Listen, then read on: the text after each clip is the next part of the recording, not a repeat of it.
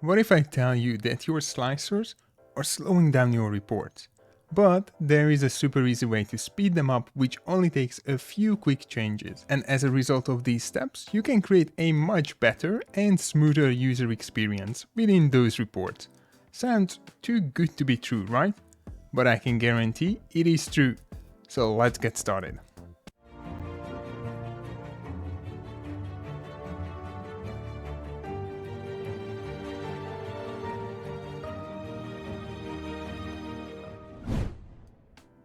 Hello and welcome to BI-Lingual Analytics. My name is Roland and I'm here to help you to learn more about Power BI.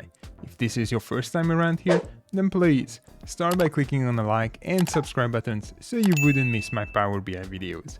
It means a lot to me and helps others to find content like this. Today, I would like to show you why I prefer to use drop-down slicers instead of a list or a horizontal one.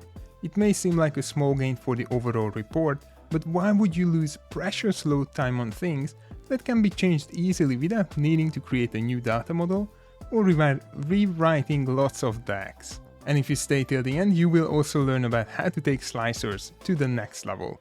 If you are ready, let's hop over to Power BI. Here I am in my dummy report and I have a blank page. You can see that by looking at the selection panel. It's empty. This is going to be our starting point to track performance. Allow me to quickly go through the report pages. On the second page, called Lists, I have placed a ton of slicers, all of which are lists. I know that this number is possibly an excessive number of slicers, but it's perfect for the demo. On the third page, List-Horizontal, I have lists and horizontal slicers as well. It's still the same number of slicers though. I see many users opting for horizontal slicers as they provide a better look and feel, and they are a bit more flexible when it comes to customization. And on the fourth page, or dropdown, I replaced all those lists with dropdown slicers. It's still the same number of elements, but in a different format. Yes, I also have a top secret report page, but more on that later. Let's start over, but this time around, enable the performance analyzer. Moving over to the first report page, you can see that it took roughly 20,500 milliseconds to load the page. I know it's probably not a lot when it comes to the bigger picture, but imagine if you have lots of slope queries for the visuals. It may take a few seconds for all of these elements on the list to load as well, purely because of the wait times. Let's repeat these steps, but this time jump to the third page. Well, you can see it's actually roughly the same 20,500 milliseconds. Horizontal slicers looks great, but they also create a performance overhead. They are not better or worse than lists, at least when it comes to the load times. And lastly, let's have a look at our drop-down slicers performance. Wow, that was quick. It was actually heaps faster than the other two.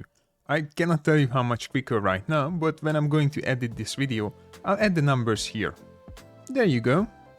Let's see all of those loading times on the screen next to each other. It's not just the speed of the slicers, but most of the time we are screen real estate poor, meaning that we have to be very mindful about the number of elements we place on our report canvas. So placing large lists to block half of the screen is not an ideal solution, and I wouldn't call it a data with best practice. That brings us to the top secret section of today's tutorial. What if you don't want to show any slicers to report consumers by default? That's when something like a slicer panel comes in handy. Report consumers will still be able to slice and dice the report by clicking on a button, in this case a filter button. That's where all of my slicers live and they are in a happy place. I can create this setup with two bookmarks like this, and it's a super nifty way of handling multiple slicers without the risk of overcrowding a report page. But the best part about the slicer panel is its speed. If you implement something similar, your slicers won't even load when users switch between report pages. Load times only kick in once they open the slicer panel. Isn't this great?